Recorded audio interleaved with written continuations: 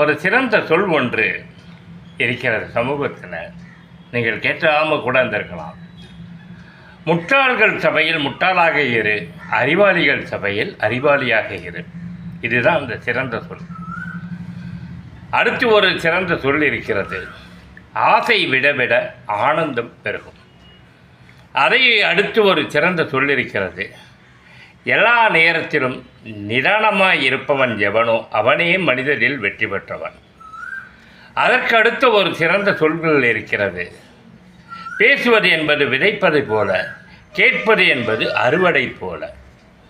இந்த 4 சொற்கள் வாழ்க்கைக்கு மிக மிக முக்கியம்.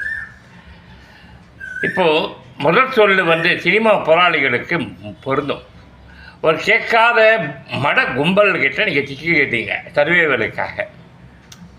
டைரக்ஷன் டிபார்ட்மெண்ட்டில் சொல்கிறேன், இல்லை அலுவலகத்தில் வேலை செய்கிறவங்க கூட சொல்கிறேன். அவங்ககிட்ட என்ன சொன்னாலும் அது முட்டாள்தான்னு உன் கண்ணோட்டத்தில் தெரியுது.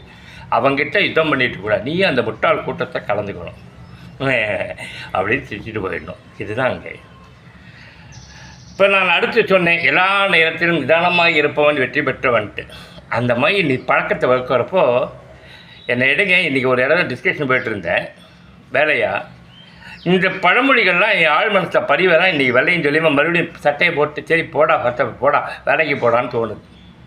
உணர்ச்சி வசமான குணத்தோடு இருந்ததுன்னா எல்லாம் மயிறு இவனுக்கெல்லாம் போய் வேலை பார்த்துக்கிட்டு இவங்க வெள்ளம் ஆனாயமான ஒரு பொண்டையும் வேணான்னு சொல்லிட்டு 20 வருடம் 25 வருடத்துக்கு முன்னாடி இருந்த விஜயகுமார் அப்படியே இருந்திருப்பேன். கோவத்தோடு நீ போகிற தாட்டே இருக்காது எனக்குலாம். இப்போவும் எனக்கு இந்த வேலைக்கு போகிற தாட்டு இல்லை. நான் புரிஞ்சுக்கிட்டேன், சரி இந்த சபை தான், இந்த சபையிலலாம் பேசி ஈஸியெல்லாம் ஜெயிக்க முடியாது, சபையோடு ஒத்துப்போ. இப்போ உனக்கு மருந்து வாங்க பணம் தேவை, உயிர் வாழறதுக்கு கொஞ்சம் பணம் தேவை, வீடு விற்க மாட்டேங்குது, சாப்பிட்டேன்.